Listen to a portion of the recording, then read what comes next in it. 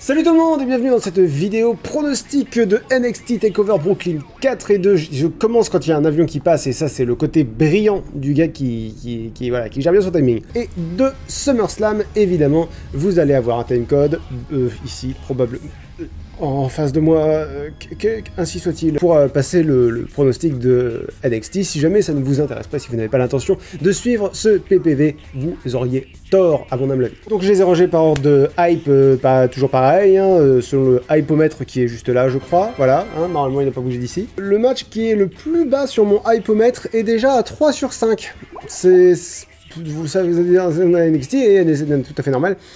Oh, faut vraiment que je pense à foutre tous les mots dans mes phrases. Velvet in Dream contre EC3. Le contexte. Au WWE UK Tournament, ils ont eu un match en équipe, Velvet in Dream et EC3 contre Aleister Black et Ricochet. Velvet in Dream a abandonné au milieu du match, laissant le pauvre EC3 à la merci de ses adversaires. Mon pronostic.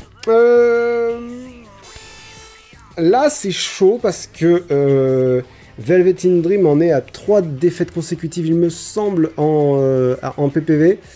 EC3 a aussi une belle collection de défaites à son... Globalement, les deux auraient besoin d'une victoire.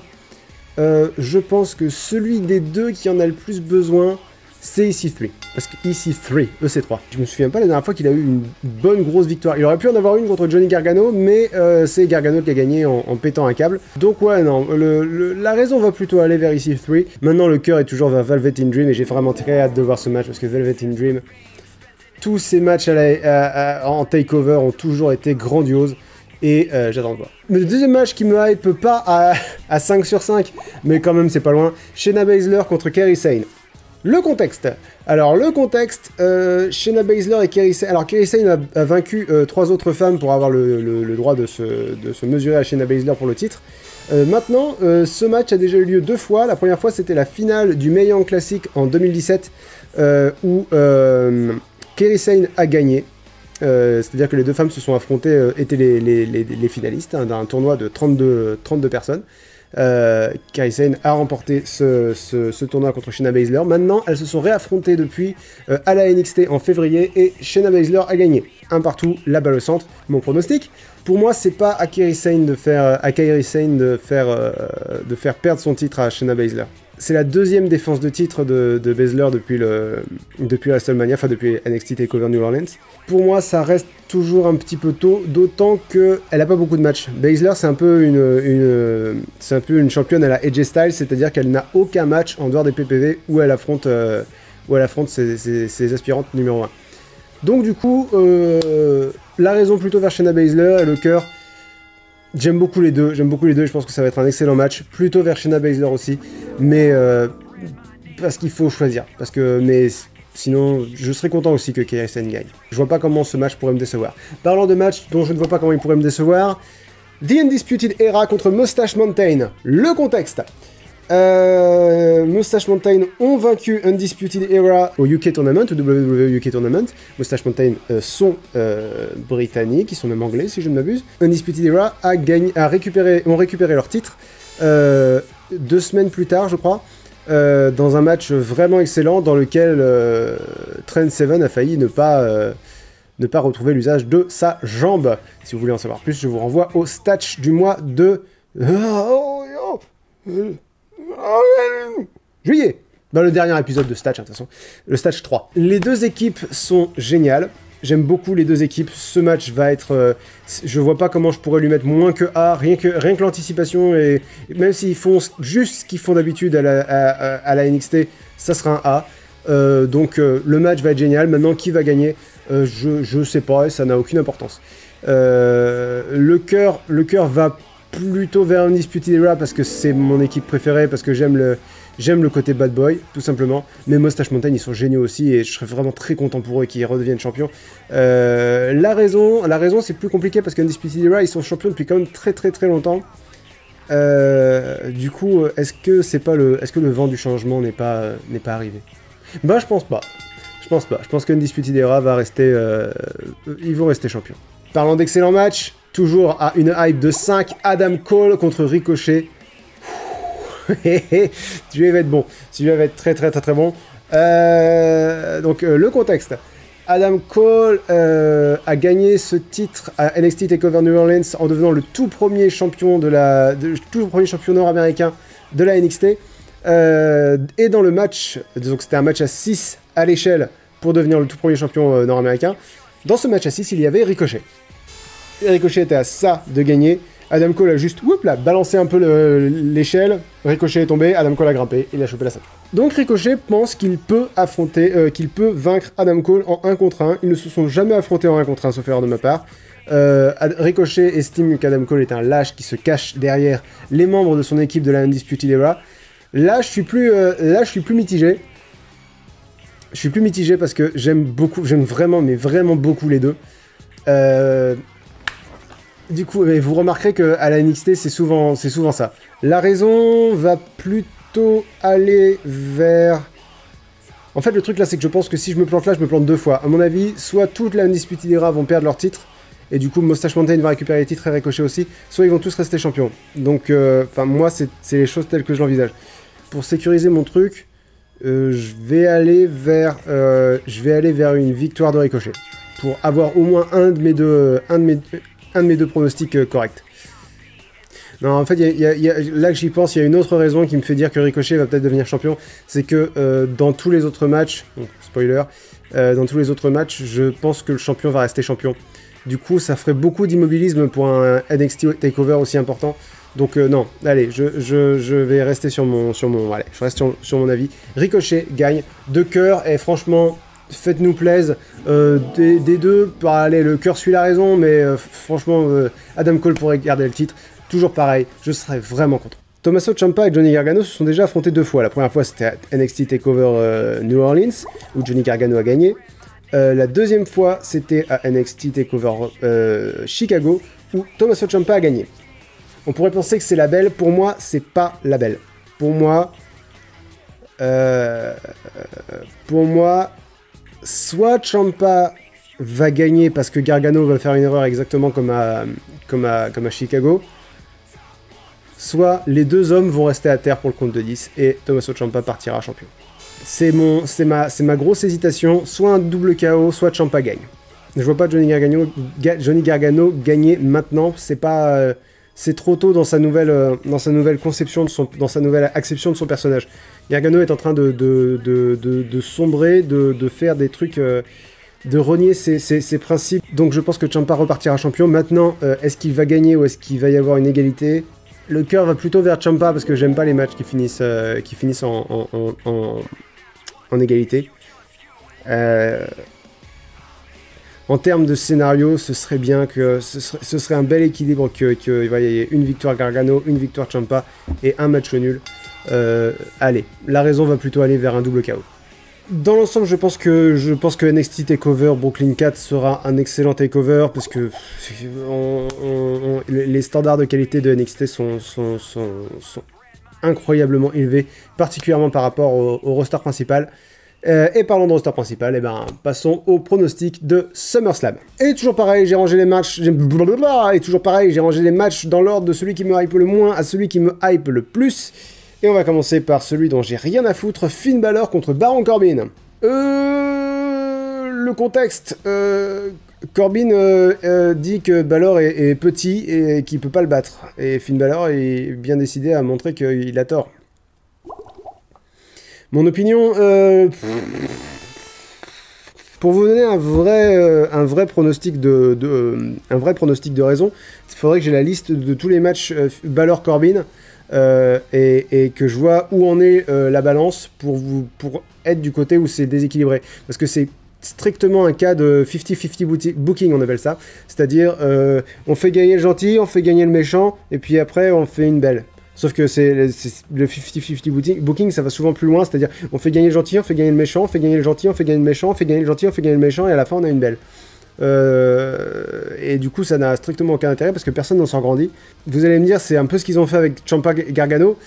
Le 50-50 booking, l'important c'est que les deux camps gagnent de façon clean, c'est-à-dire ils gagnent sans tricher, même les méchants gagnent sans tricher. Parce que sinon, il y a toujours le moyen que ça raconte une histoire. Et à ce moment-là, il y a d'autres choses. Le facteur important du 50-50 booking, c'est que vraiment, il n'y a rien qui n'a d'intérêt dans un match à part le résultat, à part qui gagne et qui perd. Le cœur est avec Finn Balor, toujours, hein, le Balor Club est à Brest.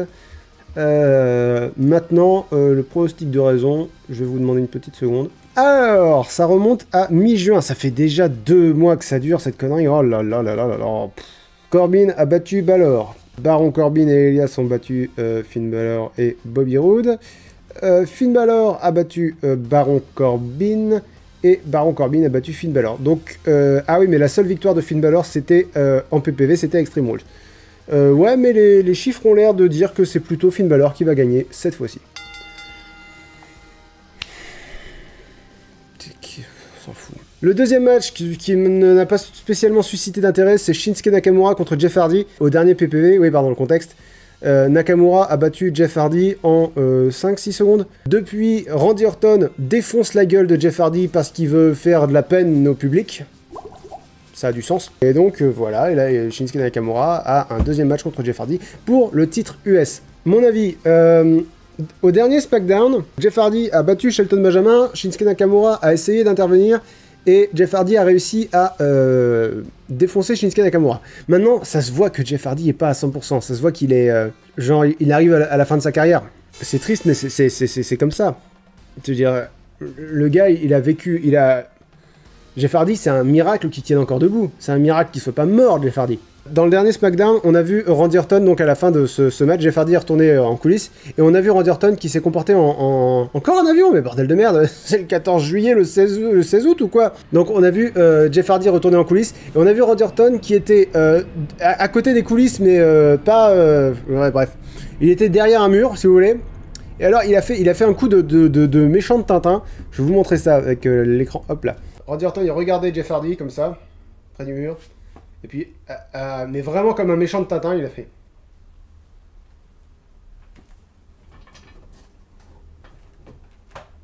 Donc pour moi, ce que ça veut dire, et je vais faire un pari un peu risqué là sur ce coup-là. Pour moi, ce que ça veut dire, c'est que Randy Orton a démonté la gueule de Jeff Hardy après le SmackDown, et que Jeff Hardy ne sera pas en état de se battre à SummerSlam. Et Randy Orton va le remplacer pour avoir un match contre Shinsuke Nakamura qu'il va gagner. Donc voilà, pour moi le vainqueur de Shinsuke Nakamura contre Jeff Hardy, ça sera Randy Orton. Ça c'est mon pronostic de raison, parce que j'ai envie de mettre un peu de piment dans ce match que j'ai pas spécialement envie de voir. Sinon, c'est Shinsuke Nakamura qui gagne, mais... L'hypothèse un peu décevante, ce serait que le match ait lieu, Randy Orton intervient sur Jeff Hardy, et du coup Jeff Hardy gagne par disqualification. Enfin voilà, ça ce serait l'hypothèse pourrie. J'ai envie de prendre des risques sur celui-là. J'ai envie de me mouiller. J'ai envie de voilà. Comment il s'appelle? Il y a quelqu'un qui fait une battle des pronostics entre moi et Sturi quand je fais des pronostics. J'ai cherché ton nom. Alors je viens de voir qu'il avait pas fait ça pour le dernier PPV pour Extreme Rules, mais c'était Francis Honoré qui avait commencé une battle des pronostics entre moi et Sturi. J'en parle uniquement parce qu'aux dernières nouvelles, je menais 2-0. Donc peut-être que je mène 3-0 maintenant après Extreme Rules, je ne sais pas quels étaient les pronostics de Sturi. En tout cas, je sais même plus pourquoi j'ai cherché ça. Le troisième match que j'ai pas spécialement envie de voir, et c'est vraiment dommage parce qu'ils sont passés à ça de m'y intéresser, Brock Lesnar contre Roman Reigns. Oh putain, je suis déçu. Roman Reigns, on est tous un peu saoulés. Enfin, tous, non, pardon. On est nombreux à être un peu saoulés. On aurait aimé que ce soit n'importe qui d'autre contre Brock Lesnar. Maintenant, ils avaient réussi à introduire un truc qui faisait qu'on avait un tout petit peu... personnellement, que j'avais un tout petit peu d'intérêt dans cette rivalité.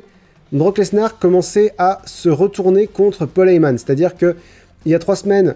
Brock Lesnar était à Raw et Kurt Angle a dit à Paul Heyman « Je veux pas qu'il soit là, je veux qu'il vienne sur le ring, et s'il vient pas sur le ring, t'es viré. » Paul Heyman a dit à Brock Lesnar « Faut que tu viennes sur le ring, sinon je suis viré. » Brock Lesnar a menacé physiquement Paul Heyman en disant « J'irai si j'ai envie d'y aller, et j'ai pas envie d'y aller, donc tu te démerdes. »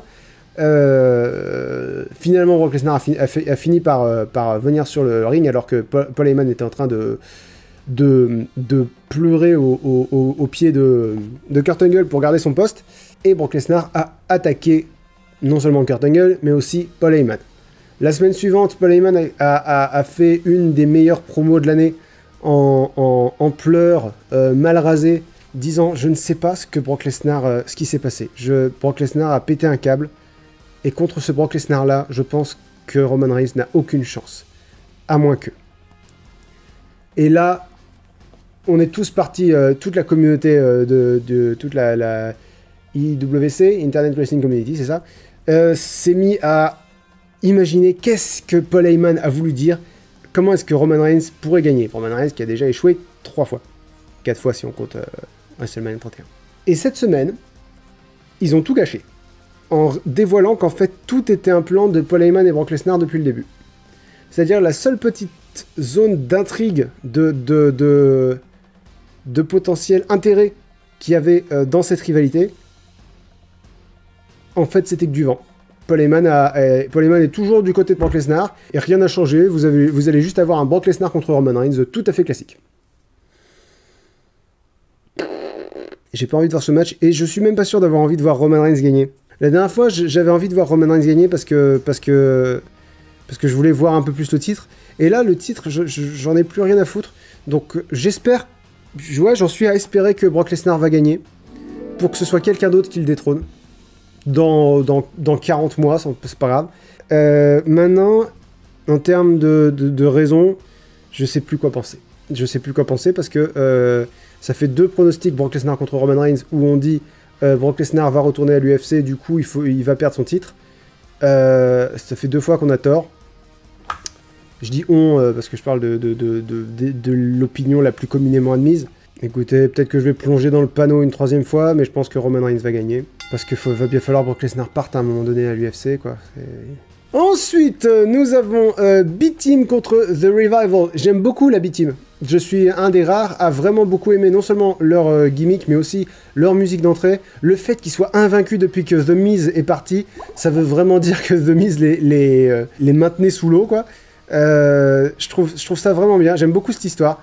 The Revival, ils devraient être mieux utilisés, mais ils sont pas mieux utilisés, donc ils sont ce qu'ils sont. Donc pour moi, le cœur est complètement avec la B-Team, et la raison aussi. Je pense que les B-Team, ils vont rester champions. Pour l'instant, ils kiffent leur temps avec la ceinture, et avec les ceintures, et je trouve que c'est une excellente chose, j'aime beaucoup cette équipe. Lana et Rusev contre Zelina Vega et Andrade Cien Almas. Le contexte, ça fait plusieurs semaines que Lana et ou Rusev ont des matchs contre Zelina Vega et ou Andrade Cien Almas, et à chaque fois, Aiden English veut intervenir pour aider Lana et Rusev, et ça finit toujours par jouer contre eux.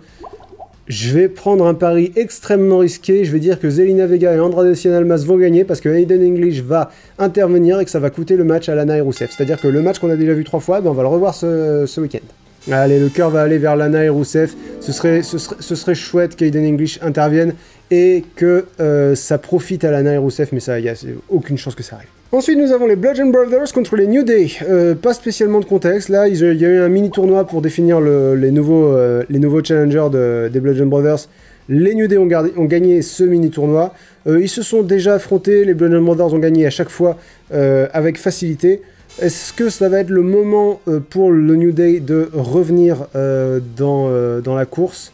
Ce serait vraiment cool qu'ils aient vraiment un bon match, c'est-à-dire un match un petit peu long, qui soit pas à sens unique, les Bludgeon Brothers explosent le New Day. Maintenant, est-ce que j'en suis à espérer que le New Day va gagner, à estimer que le New Day gagne? J'espère que le New Day va gagner, parce que les Bludgeon Brothers, ils sont un peu soporifiques avec le titre, ils sont pas tout le temps là, et des fois ils se contentent de faire des promos un petit peu nuls et cryptiques, genre la douleur, le mal, le bien n'existe pas, seule la souffrance existe. Harper, Rowan, Bludgeon Brothers.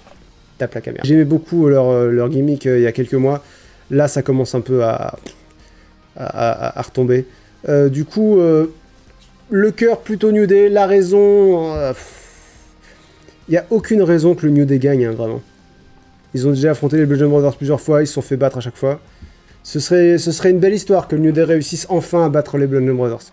Puis c'est SummerSlam. SummerSlam, c'est le 2e plus grand PPV de l'année. C'est-à-dire que... C'est le PPV avec WrestleMania où il y a des trucs importants, où il se passe des choses. Allez, je pense que New Day va gagner. Je pense que New Day peut gagner. Ensuite, nous avons Braun Strowman contre Kevin Owens dans un match où si Braun Strowman perd, quelle que soit la façon dont il perd sa mallette Money in the Bank. Et du coup, Kevin Owens la gagne. Braun Strowman est caractérisé comme étant le personnage imbattable. pourquoi il gagnerait là? Comment est-ce qu'il pourrait gagner? Enfin, Et du coup, Kevin Owens a exigé la stipulation, peu importe la façon dont Braun Strowman perd, s'il perd, c'est moi qui gagne la manette Money in the Bank. Et du coup, à Raw, Braun Strowman a perdu par des comptes à l'extérieur en pourchassant Kevin Owens qui lui avait volé sa mallette à l'extérieur du ring. Et Braun Strowman a également perdu par disqualification en donnant un coup de mallette de façon un peu réflexe à Jinder Mahal contre qui il avait un match. Ça a vraiment débilisé le personnage de Braun Strowman qui avait pas besoin de ça. Ça n'a pas rendu Kevin Owens plus intelligent, ça a vraiment rendu Braun Strowman plus con. Du coup, là, vraiment, je vois pas comment Braun Strowman pourrait être suffisamment con pour perdre, quoi. Non, ouais, je pense que Braun Strowman va gagner. Et garder sa mallette. Et maintenant, est-ce qu'il va l'encaisser dans Brock Lesnar contre Roman Reigns? S'il la garde, je vois pas pourquoi il le ferait pas, mais en même temps, Brock Lesnar était là à Raw 2 fois ces 3 dernières semaines, et Braun Strowman n'a pas encaissé son contrat, ce qui est totalement contre son personnage, c'est-à-dire qu'il avait dit Brock Lesnar fait bien de pas venir, parce que dès qu'il est là, j'encaisse mon contrat sur sa gueule. Je pense qu'il l'encaissera pas, et je pense qu'il n'y aura strictement aucune raison à ce qu'il ne le fasse pas. Mais je suis un peu pessimiste là sur ce coup-là. Le cœur va plutôt vers qui j'aimerais voir plus avec la mallette. Je pense que Kevin Owens ferait un meilleur Mr. Money in the Bank que Braun Strowman. Cédric Alexander contre Drew Gulak. J'aime beaucoup 205 Live. Drew Gulak a été caractérisé comme un compétiteur sans pitié. Cédric Alexander est un bon champion cruiserweight. Il est invaincu en 2018, Cédric Alexander. Je pense que le match va être excellent. Maintenant, alors le cœur va plutôt vers Cédric Alexander parce que je préfère son style, tout simplement. La raison, c'est plus compliqué, plutôt vers Drew Gulak. Je pense qu'il est temps que la ceinture change de main. Je pense que Drew Gulak pourrait faire un très bon champion heel. Ensuite, Alexa Bliss contre Ronda Rousey. Ronda Rousey avait un match pour le championnat contre Nia Jax. Alexa Bliss est intervenue en encaissant sa mallette Money in the Bank et du coup elle est redevenue championne. Ronda Rousey lui en veut depuis. Là c'est compliqué, c'est compliqué. C'est compliqué parce que d'un côté on a une championne qui est trop là. Le championnat féminin de Raw n'a jamais, a rarement été tenu par quelqu'un d'autre qu'Alexa Bliss. Ça fait 2 ans, globalement tous les champions ont été transitionnels sauf Alexa Bliss. J'aime beaucoup Alexa Bliss, hein. Vraiment je l'adore, je pense pas qu'elle soit surévaluée, mais je pense que ça fait long. Mais je pense qu'avec n'importe qui ça fait long. Maintenant, en face, on a Ronda Rousey, c'est son 4e match je crois à la WWE. C'est tôt pour gagner un championnat. Mais pareil, j'aime beaucoup Ronda Rousey, je pense que le match va être très bon. Pour le cœur, j'aime beaucoup les deux catcheuses. Alors je vais plutôt aller vers Ronda Rousey parce que j'aime quand le challenger devient champion, tout simplement. Côté raison, c'est plus compliqué parce que Ronda Rousey a vraiment été dépeinte comme une combattante pratiquement imbattable. Si Alexa Bliss gagne, il faut que ça soit en trichant. Et en même temps, ce serait décevant que ça soit que ça, c'est-à-dire quelqu'un intervient en faveur d'Alexa Bliss et Ronda Rousey perd. Ça pourrait être le terrain propice à un heel turn de Natalya, c'est SummerSlam. À chaque fois j'arrive à la même conclusion, c'est SummerSlam. S'il y a un moment où il faut qu'un truc arrive, c'est là. Donc l'événement ça va être soit Ronda Rousey devient la championne d'Euro, soit Natalya se retourne contre Ronda Rousey. J'hésite entre ces deux événements.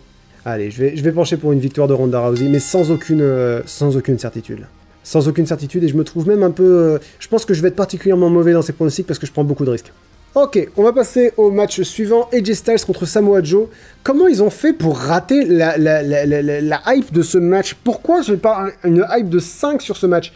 Je vous explique le contexte, mais vraiment le gros contexte. AJ Styles et Samoa Joe, il y a 10 ans, c'était les figures de proue de la TNA, une des fédérations directement concurrentes de la WWE. C'était 2 gars dont on disait à l'époque, jamais ils signeront à la WWE. Et là, on a AJ Styles contre Samoa Joe pour le titre de la WWE à SummerSlam, le 2e plus grand PPV de la WWE de l'année. Et c'est bizarrement tiède. C'est genre, je devrais avoir envie de voir ce match, mais plus que tout, quoi. Et pourtant, ils ont pas réussi dans la narration de la WWE, c'est-à-dire que si j'ignorais totalement les parcours d'AJ Styles et de Samoa Joe avant la WWE, je serais... bon, bah Samoa Joe est le nouveau challenger, AJ Styles est champion. Voilà, Samoa Joe a un peu mal parlé d'AJ Styles. AJ Styles a dit, dis donc, tu me parles mal, c'est pas très gentil. Et voilà. Maintenant, il y a un deuxième contexte qui est très très classe et dont je tiens à parler. Si Samoa Joe gagne ce match, il devient, sauf erreur de ma part, là, il est possible que je me trompe, mais il me semble qu'il devient le premier homme à être avoir été à la fois champion de la WWE, de la ROH, la Ring of Honor, et d'Impact Wrestling. Donc, ce qui est devenu TNA. Donc, les 3 plus grandes fédérations nord-américaines. Le cœur... Et là, pareil, c'est compliqué parce que AJ Styles est vraiment un excellent catcheur. Mais comme champion, il est chiant, quoi. Faut dire ce qu'il est. Depuis qu'il est champion, il fait plus rien, quoi. Samoa Joe pourrait insuffler un nouveau souffle, plénade, à cette ceinture. Alors, en termes de catch, je préfère AJ Styles. Pour la narration, je préférerais que Samoa Joe gagne. Maintenant, qui, je pense, va gagner? Il y a un facteur qui est extrêmement con, mais que je peux pas ignorer. AJ Styles est sur la couverture de WWE 2K19. Et je les vois pas changer de champion en pleine période de promotion du jeu. Donc je suis presque sûr qu'AJ Styles va gagner, mais je préférerais voir gagner Samoa Joe. Carmella contre Becky Lynch contre Charlotte Flair. C'est une rivalité qui est bizarrement intense. C'est-à-dire, Carmella c'est vraiment une mauvaise championne. Pas dans le sens c'est une heal efficace, mais pas heal anguille, hein, heal méchante. Pas dans le sens c'est une heal efficace, mais dans le sens ces matchs sont pas impressionnants, quoi. Ces matchs sont tièdes, ces matchs sont moyens. Et du coup, quand il y a des matchs pour le titre de championne féminine de SmackDown, parce que championne c'est forcément féminine, généralement je m'emmerde. Hein. Que là ils ont mis Carmella, Becky Lynch et Charlotte Flair. Becky Lynch devait être seule à affronter Carmella et j'étais persuadé que ça allait être la victoire de Becky Lynch. Ça y est, enfin, Becky Lynch devient championne. Charlotte Flair s'est griffée à ce match en faisant son retour de blessure. Paige, donc la général manager de SmackDown, l'a mis dans un match contre Carmella. Si Carmella gagne, Charlotte Flair est intégrée au match pour le titre féminin à SummerSlam. Charlotte Flair a gagné, ce qui a beaucoup déçu Becky Lynch. Enfin, déçu Becky Lynch. Non, elle était contente que Charlotte Flair ait gagné et contente que Charlotte Flair ait une opportunité, quoi, pour gagner le titre. Mais du coup, ça diminue ses chances de gagner et ça l'emmerde. Ils ont vachement mis l'accent sur un heel turn de Becky Lynch. Pour moi, ça veut dire qu'il va y avoir un heel turn de Charlotte Flair. C'est une entourloupe classique de la WWE, c'est-à-dire que on te fait croire que, et à la fin, broup. Mais alors sans aucune raison, la WWE adore faire ça, adore tout construire pour qu'on croie que quelque chose arrive, et à la fin, sans qu'il y ait aucune raison, c'est un truc qui arrive juste à côté. Mais vraiment sans raison. Bon, le cœur est à 100% derrière Becky Lynch, il est largement temps qu'elle redevienne championne. La raison... C'est dommage que Becky Lynch n'ait pas une prise... parce que la prise de finition de Becky Lynch, c'est le disarmer, c'est une prise de soumission. Parce que si elle avait une prise de finition offensive, c'est-à-dire impact puis tomber, j'aurais bien vu Becky Lynch donc faire cette prise de finition et Charlotte Flair la jeter à l'extérieur du ring pour faire le tomber sur Carmella. Je refuse de croire que Carmella va gagner. Carmella a déjà humilié Asuka. Je pense qu'on a déjà suffisamment abusé de son statut de championne. Je veux dire, pourquoi ils n'ont pas fait ça avec Naomi, quoi? Naomi, c'était pas grave qu'elle passe pour une conne dans un match de championnat. Asuka, elle avait une aura qu'il était nécessaire de garder après WrestleMania. Bref. La raison... Je pense que Becky Lynch va gagner et que Charlotte Flair va l'attaquer après. C'est ce que j'ai le plus envie de voir. Et je devrais pas miser sur ce que j'ai le plus envie de voir parce que c'est la WWE, mais ça me paraît cohérent. Oui, parce qu'il y a ça aussi, j'ai pas envie que Becky Lynch fasse un heel turn. Les babyface qui sont populaires sont rares, mais très rares. Rien que dans les matchs du roster principal. On a Finn Balor contre Baron Corbin. On peut pas vraiment dire que Finn Balor soit hyper populaire, je suis désolé, il a beaucoup de détracteurs parce que son personnage n'a aucune profondeur. Nakamura contre Jeff Hardy, pareil, on peut pas vraiment dire que Jeff Hardy est hyper populaire. Il l'était mais il a perdu en rythme. Brock Lesnar contre Roman Reigns, je vais même pas développer. B-Team contre The Revival, la B-Team, la plupart des gens se foutent de leur gueule.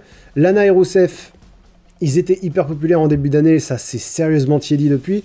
Bludgeon Brothers contre le New Day, si alors le New Day est très populaire. Braun Strowman contre Kevin Owens, Braun Strowman a tiédi aussi. Cedric Alexander contre Drew Gulak, c'est 205 Live, il n'y a personne qui est très populaire à 205 Live.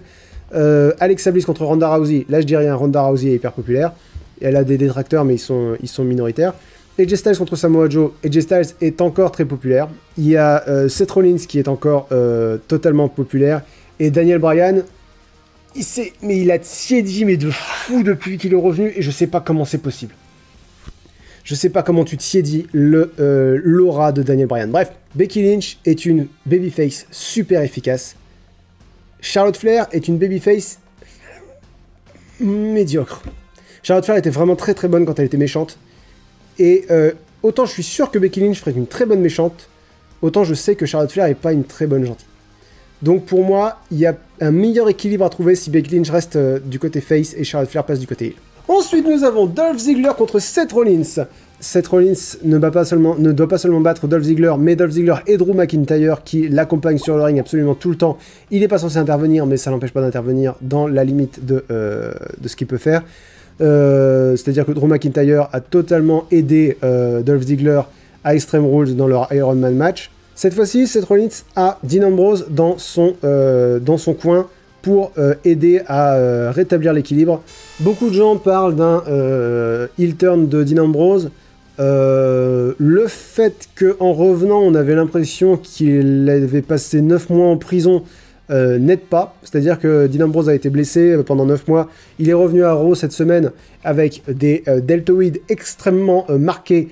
Le regard noir et la boule à... Enfin, pas la boule à zéro, mais des cheveux beaucoup plus courts. S'il veut devenir méchant, là, il a la tête de l'emploi.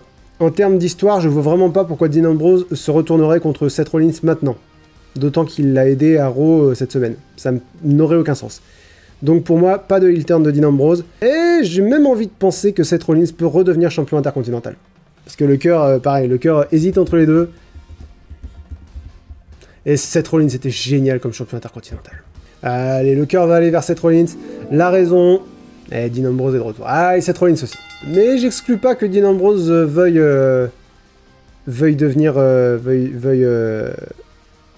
avoir une opportunité pour le titre intercontinental.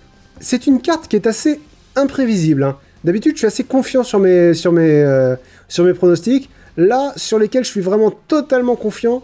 Braun Strowman contre Kevin Owens, je suis assez confiant. Lana et Rusev contre Zelina Vega et Andrade Cien Almas, je suis sûr de moi. Nakamura contre Jeff Hardy, je suis sûr que Jeff Hardy gagnera pas, mais je suis pas sûr de ce que j'ai dit. Bref, il y a quand même... là, il y a du suspense. Là, pour le coup, il y a vraiment beaucoup de suspense. Et enfin... c'est une grosse carte, hein. Et enfin, Daniel Bryan contre The Miz. Quand Daniel Bryan est arrivé à la NXT, à l'époque, la NXT, il y avait les rookies, donc les nouveaux, et les pros qui coachaient les rookies. Daniel Bryan était le rookie, The Miz était le pro, ce qui était insultant pour Daniel Bryan parce qu'il avait fait 10 ans, il était catcheur depuis 10 ans sur la scène indépendante, The Miz catchait depuis 5 ans à la WWE.